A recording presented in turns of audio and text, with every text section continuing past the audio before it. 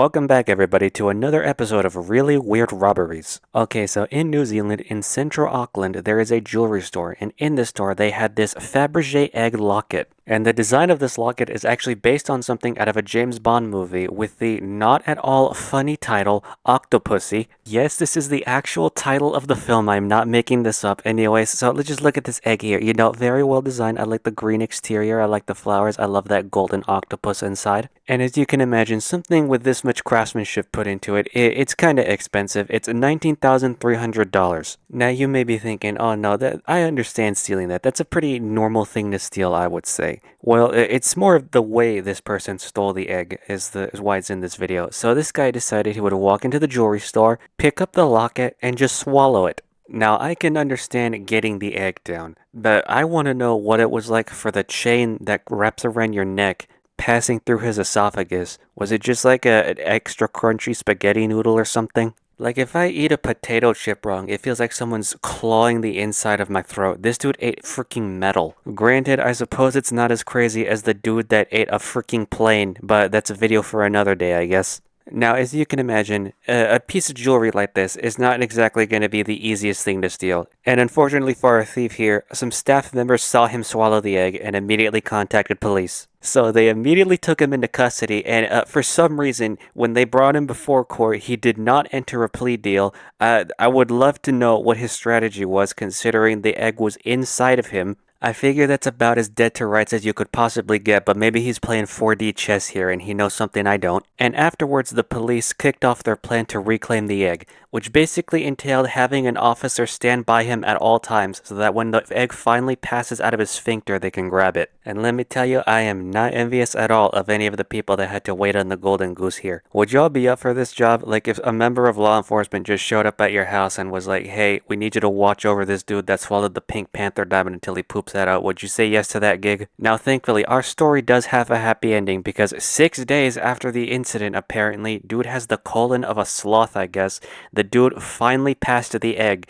And it was in pristine condition for some reason. Just check out this picture. Like genuinely, if you just showed me this picture on its own, I would never be able to tell that it passed through a dude's bowels just moments before. This thing passed through a dude's digestive tract, came out just fine, and if I don't shower for 1 day, I look like a freaking grease monster. Even the price tag looks just fine. How did that happen? You know, originally I was like, they were probably gonna have to discount the egg a bit considering what happened, but considering it passed through this dude just fine, no worse for wear, honestly, it's worth every penny of the $19,300. Alright, so that's where that story ends. So we're gonna move from a high-end jewelry store to somewhere a little less formal, Circle K. Alright, St. Charles, Missouri at 2:20 a.m. Police get notified of a break-in at a Circle K, and they rush on over to get on this situation. The car pulls into the parking lot, and then they see glass all over where the front doors are. So they rush inside, and they see their suspect, and then they ask him, what happened?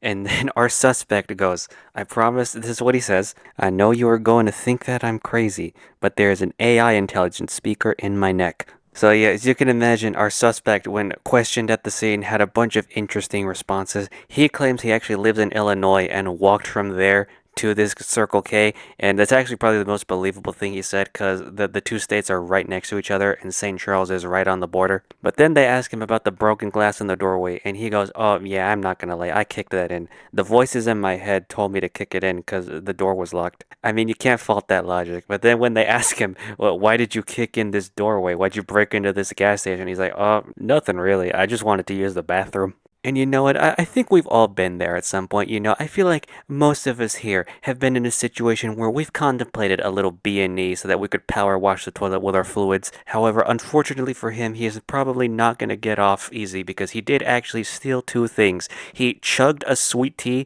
and he ate a, quote, misdemeanor amount of beef sticks. The article says it was just one bag that he had eaten, but I just absolutely love the technical term misdemeanor amount of beef sticks. I would absolutely love to know of a case where someone stole a felony amount of beef sticks, if there is one. Oh yeah, and they said he caused a felony amount of damage when he kicked the doors, so that's not good for him. So at the end of the day, he was charged with 1 count of second-degree burglary, 1 count of second-degree property damage, and 1 count of stealing valuables less than $150. You got it? Good, because we're moving on back to Europe, and specifically we're heading to Austria this time, because at St. Stephen's Cathedral, a package was delivered. So the archivist that works there goes up, takes the package, and opens it up. And what was inside? Oh, it's just a handwritten letter and a human skull. Now, if you're like me, you're hearing this and you're like, oh, okay, the mafia must really have it out for somebody who works there. But no, the story does not involve the mafia, and yet it's somehow way wackier. And it is all outlined in the letter that was mailed with the skull. So, 60 years ago, a man from Germany was on a guided tour of the catacombs underneath St. Stephen's.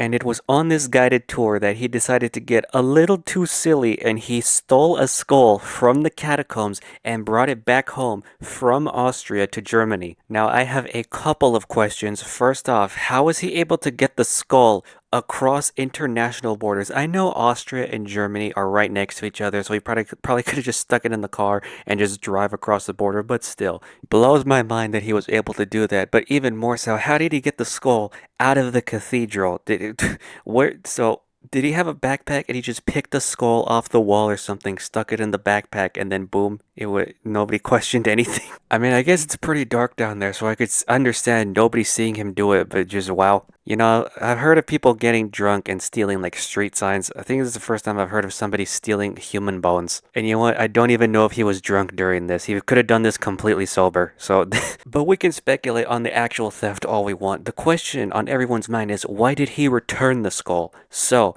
that is actually also explained in the letter. Apparently, since our thief here is in the twilight years of his life, he did some contemplation, some self-reflection, and he felt really guilty about stealing the skull, so he wanted to return it and make peace with himself. And surprisingly, the archivist found the letter, quote, he thought it was touching that someone would wish to make amends for an act of youthful exuberance. So the archivist is just happy that the skull is back. So cool, I guess. You know, I guess we have a nice life lesson for today's video. Even the wackest people can change. Darman wishes he could cook up something like this. Also, fun tangentially related fact. TSA, whenever they're checking people's bags, they'll often find skulls in jars because apparently thus they're used in like rituals or something. So maybe that's how this guy was able to get the skull across international borders. He just told anybody that stopped him, no, that's my homie Franz's skull, and he wanted me to perform some magic with it. And then all the officers are like, say no more, fam. Alright, so now we're heading back to the States and heading back in time to Southern California in the 90s, where people started noticing manhole covers, storm drain gates, and water meter covers all just disappearing from the streets. Los Angeles, Beverly Hills, Santa Monica, Vernon, all of these cities were victims to the manhole men. So of course, the Popo's finest get on the case before a child accidentally plops into the laps of the Ninja Turtles, and they found a lot of these covers were actually ending up in scrapyards across California, and then after some investigating, they did it. They caught their two culprits. It was two Mexican guys who did all of this so that they could sell all of the stuff that they stole for cash. Now, unfortunately for them, this is not only illegal, this is a very, very inefficient way of making money because apparently manhole covers and the like, they don't net you that much money if you try to sell them to a scrapyard. So just to put this in perspective, I'm going to run you through the deets here. They stole like 35 metal things from the streets of California. Howdy, a little late night echo action here coming at you because I have no idea what drugs I was on when I recorded that line, but it was not 35 things that they stole, it was closer to 300. And altogether, it weighed like a ton. Like literally, it weighed a ton. And this 1-ton collection of scrap metal that they were going to sell was going to net them $75. Now, this was in 1990, so running it through this inflation calculator I have here, $75 in August of 1990 when this crime took place, calculating for inflation in September of this year, 2025, it would be $185.11. So these two dudes were trucking around the streets of California stealing manhole covers and whatever to get enough money that in today's currency could buy them maybe some podcasting equipment. In this LA Times article, there were some scrap dealers that said, yeah, they could have made like 30 times more money just recycling soda cans. They really did play themselves here. And what's wacky is this apparently isn't a one-time thing. This is kind of a widespread issue. Like even just in September of this year, some guy got busted for stealing 90 manhole covers and trying to sell them. And what's crazy to me, is that at least the manhole men from earlier, they were loading their cargo into a pickup truck, something that's designed to carry kind of heavy stuff.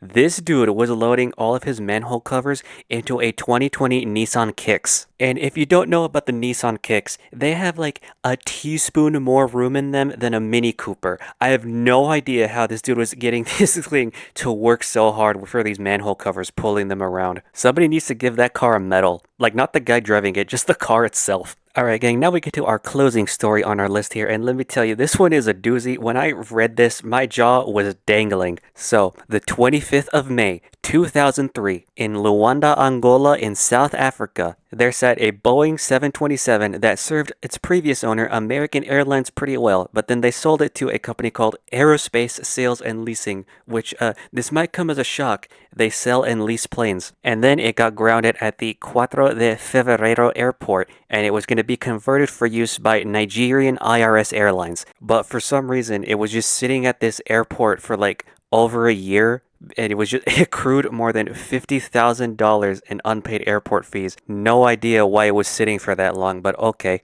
But then, shortly before sunset, a man from the US named Bensi Padilla and a man from the Republic of the Congo named John M. Mutantu are believed to have gotten on the plane. Now, to fly a Boeing 727, you need at least 3 people.